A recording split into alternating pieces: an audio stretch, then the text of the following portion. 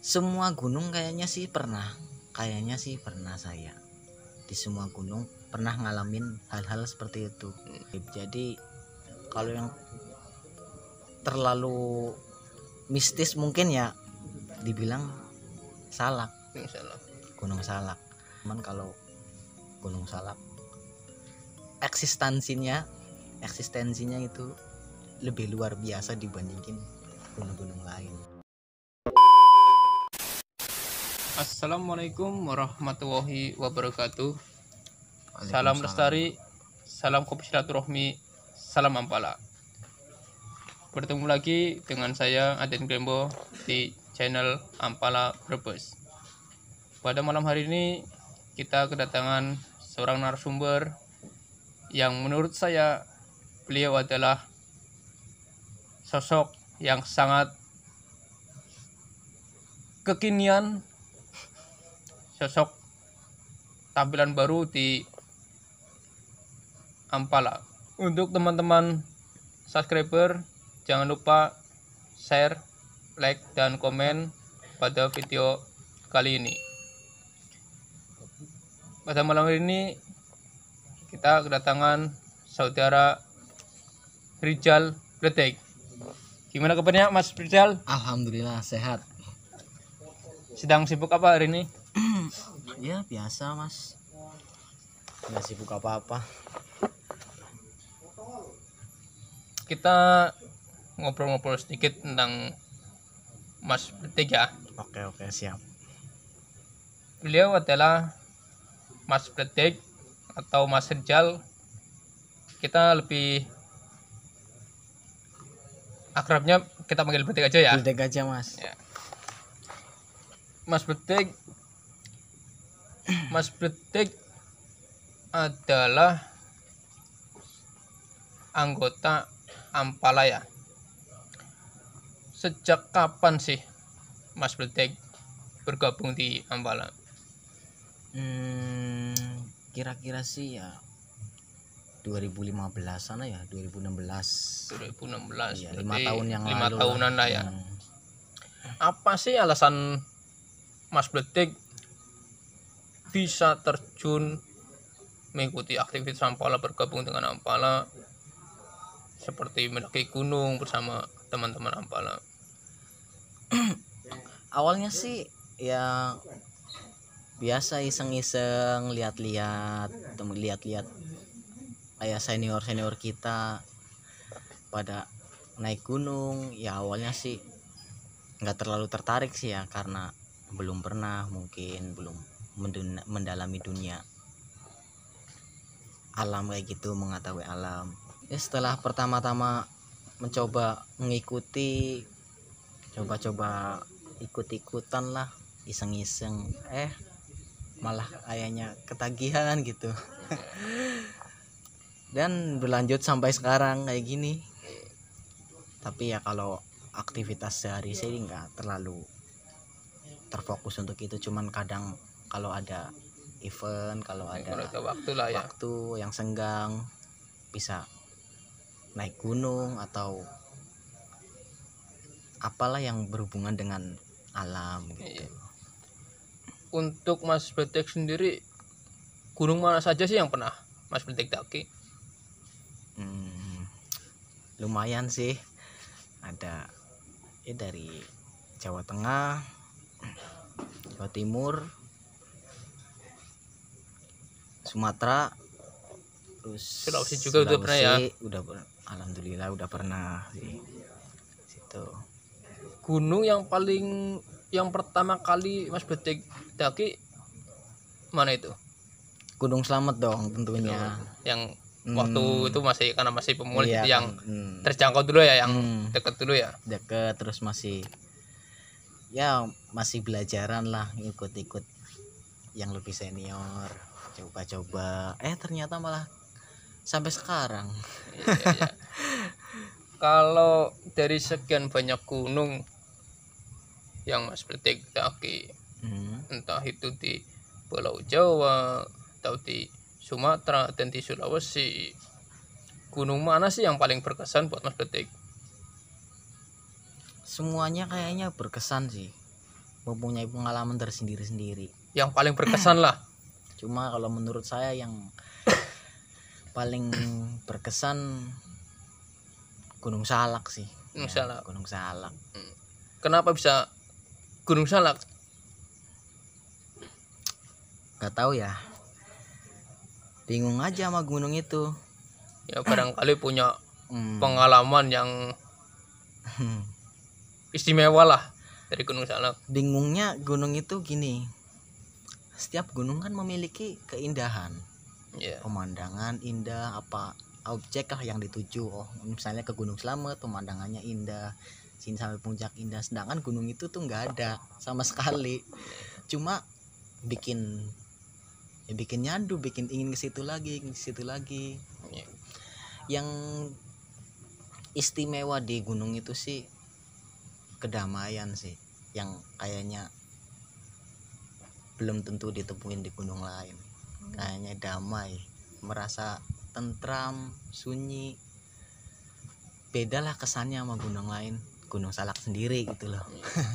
Walaupun banyak gunung yang sudah saya daki, kayaknya kalau memang berkesan sih semuanya. Cuman kayaknya kalau yang paling ingin lagi terus itu kayaknya Gunung Salak.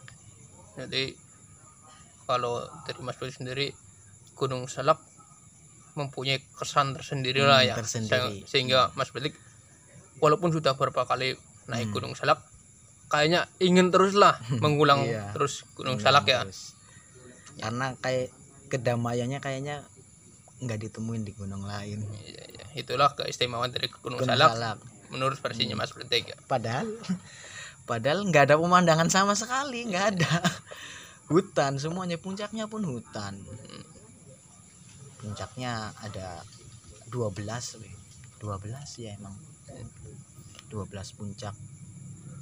Kalau pengalaman selama mendaki gunung di gunung manapun lah itu, mempunyai pengalaman yang mistis atau pengalaman yang janggal nggak sih setiap pendaki? Semua gunung kayaknya sih pernah saya. Di semua gunung pernah ngalamin hal-hal seperti itu. Tapi yang menurut saya hal-hal seperti itu kan gaib kan sifatnya ya. Iya.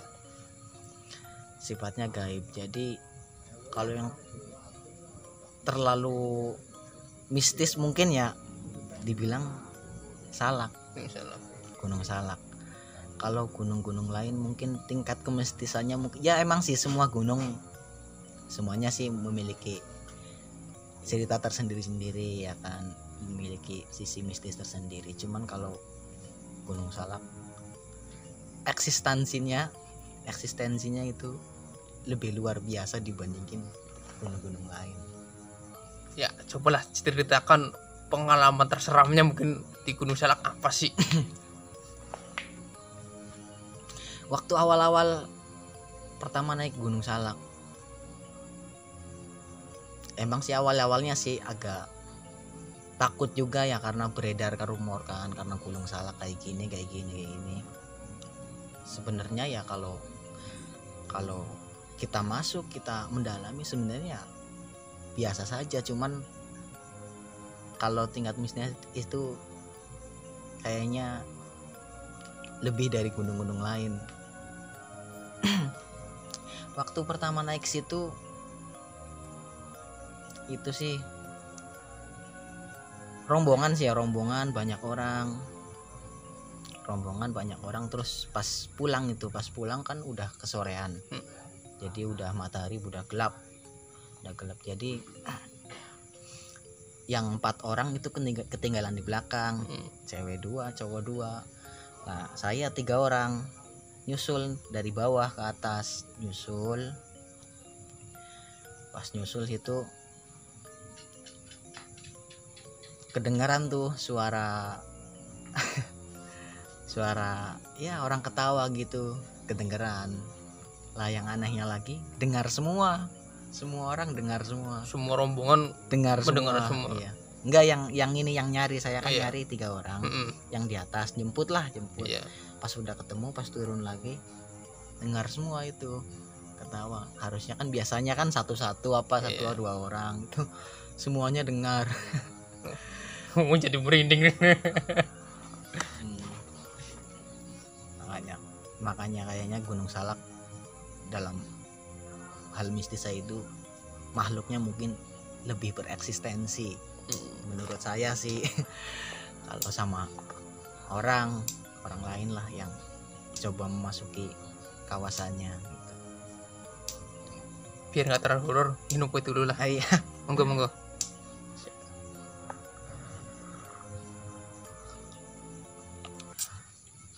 Ngomong-ngomong, Mas Betik kan sudah pernah ke Sumatera ya? Gunung apa? Gunung Kerinci. Gunung Kerinci. Waktu itu berapa rombongan? Ya 4 orang. 4 orang. 4 orang. 4 rombongan. Pada tahun berapa kalau nggak salah? 2017 ya. Berarti baru 3 tahunan, 4 tahunan ini ya. Kalau ke Sumatera sendiri, Sulawesi saya berdua malah. Saya 2 orang dari Jakarta. Jadi belum ada yang kenal di sana. Cuman ya kenal biasa lewat Instagram. Jadi belum ada yang ketemu. Sampai sana ya mungkin udah jalannya ya, udah niat. Jadi sana udah ditemuin orang-orang baik semuanya. Jadi berjalan semua dengan lancar. Di Sulawesi berarti gunung mana saja? Gunung Bawah Karaing sama itu Latimojong. Iya. Biasa. Kalau nggak salah, kalau Latimojong sudah termasuk Seven Summit Indonesia ya. Selama Mas Betik bergabung di Ampala, Iya. kesannya apa sih? Maunya apa sih yang bisa hikmahnya yang diambil dari bergabung dengan Ampala? Kita bisa jadi lebih mengenal alam sih. Terus kita juga bisa semenjak mendaki lah, perjalanan intinya lah, kita lebih bisa jadi mengenal diri sendiri. Bisa mengetahui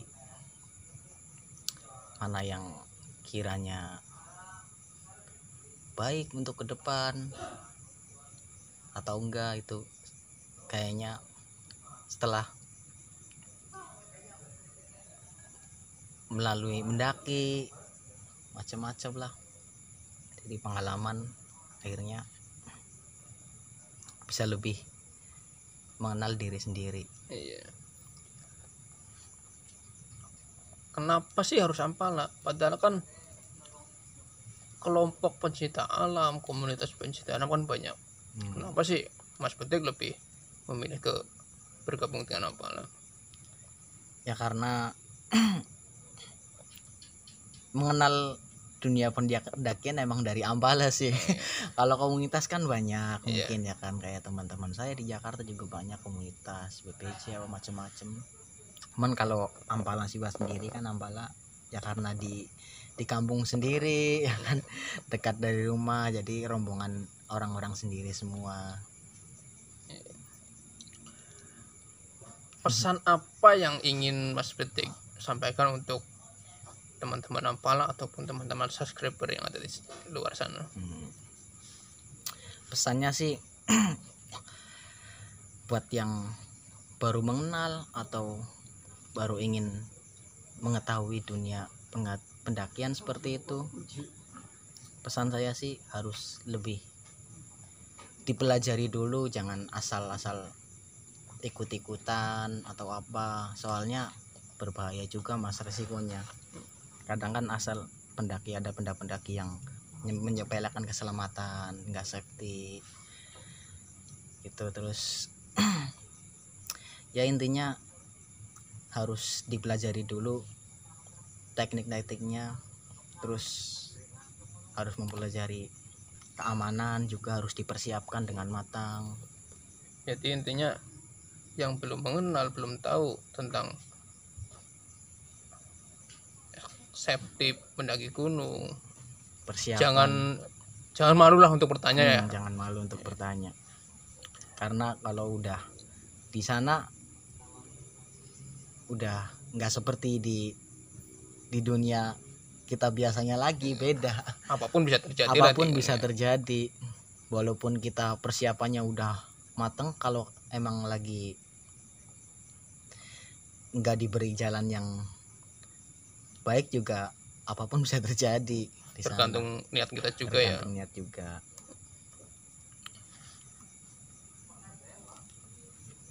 Jadi pesan yang mungkin ingin disampaikan Mas Betik untuk teman-teman yang ingin mengenal lebih jauh tentang pecinta alaman, ingin mencoba mendaki, ayolah, jangan malu untuk bertanya kepada yang sudah memahami ilmu-ilmu safety pendakian dan sebagainya. Mungkin seperti itu ya Mas Betik. Harus dipersiapkan dulu kalau masalah safety, harus itu nomor satu, safety sih. Iya. Nomor satu. Ya, terima kasih lah untuk Mas Betik atas segala pengalamannya. Oke, sama-sama. Bisa punya Instagram ya? Punya. Ya, bisa dipromosikan lah. Oke. Follow aja @rizal_adirangga ulet potatoes. Sini ada ya, ya. Di bawah ini. Ya, demikianlah sedikit ngobrol tentang Mas Betik, tentang semua pengalaman Mas Betik. Ya, bukan semua sih, sedikit pengalaman dari sekian banyak pengalaman Mas Betik selama bergabung di Ampala. Untuk teman-teman subscriber, jangan lupa share, like, dan komen video ini agar bisa memacu kita untuk, khususnya di Ampala Brebes, lebih memacu kita untuk bisa berkembang dan lebih berkreatif lagi ya. Terima kasih telah menonton video kali ini. Cukup sekian. Salam lestari, salam kopi silaturahmi, salam Ampala. Wassalamualaikum warahmatullahi wabarakatuh. Waalaikumsalam.